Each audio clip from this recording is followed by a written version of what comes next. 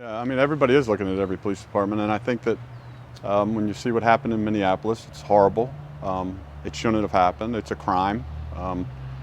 But I think you can go back and look at Rodney King, and that became a national event, and some of the other issues with African Americans who died in police custody became national events.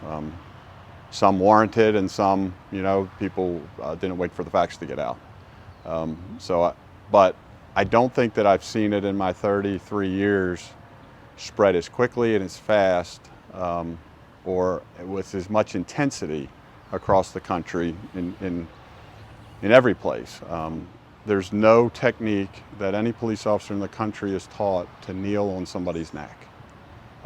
We're taught to stay away from the head and neck unless it's a fatal encounter where our life is directly threatened, which obviously that officer's life was not in any threat at the point that Mr. Floyd is on the ground. In my past career, you know that I investigated police-involved shootings, cases involving use of force that led to death in Maryland, and not just for the Maryland State Police, but for many local jurisdictions, in custody deaths where somebody would die in a cell.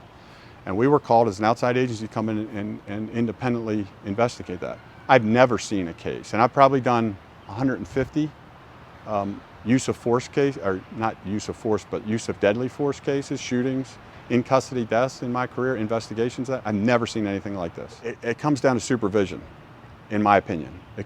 It starts at the head, it starts with the chief, and what is he dictating his commanders, what training is he dictating, what is he dictating to those supervisors and those street supervisors about what is acceptable and what is not. Now, I'm not saying that they've condoned that's acceptable, but for the four police officers to stand around while this man's dying,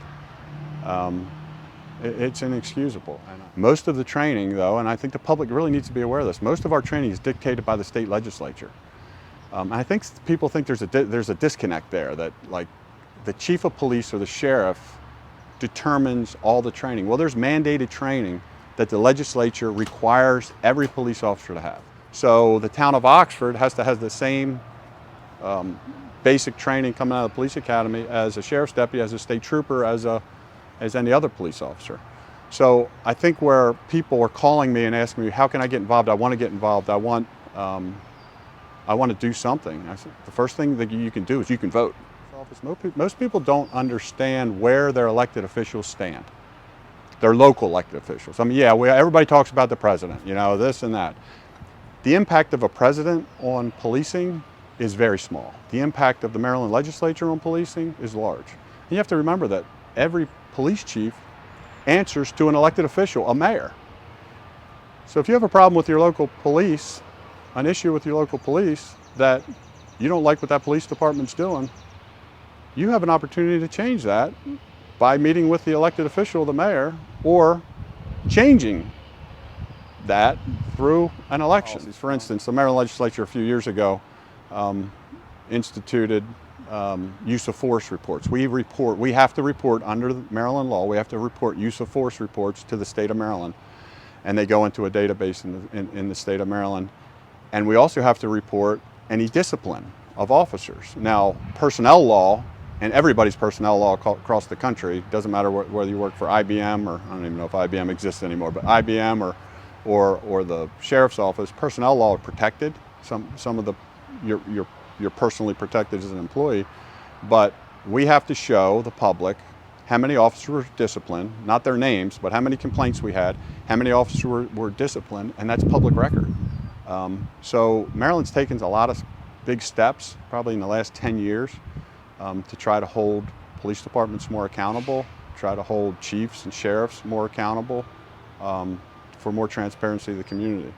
We all have to have a community policing plan. It gets submitted to the Maryland Police Training Commission that I sit on and others sit on. Chief Spencer from the town of Easton sits on it, and Chief Duncan from Salisbury. We're the three reps from the Eastern Shore. All those plans have to go to the commission. They have to be approved. They have to be looked at. So any fatal or life-threatening injuries that a police officer inflicts on a person in the community has to be reported.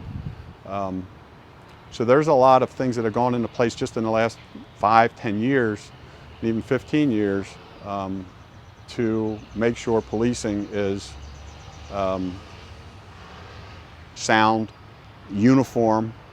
Now, we're trying. You know, I tell my people every day, and I tell the kids I coach, I say every day we either get better or we get worse. We never stay the same. Our goal today is to get better. Our goal tomorrow is to get better. Our goal the next day is to get better. Are we perfect? No. Do I hire perfect people? No. Am I a perfect sheriff? No. We're human. We're gonna make mistakes. So our doors are open, and if there's people in the community that have ideas about training or that would impact policing, we're all ears. And I think I can speak for the sheriffs on the Eastern Shore. Our doors are open, and we talk about these things regularly in our meetings. We want to do better. You know, we want to get better every day.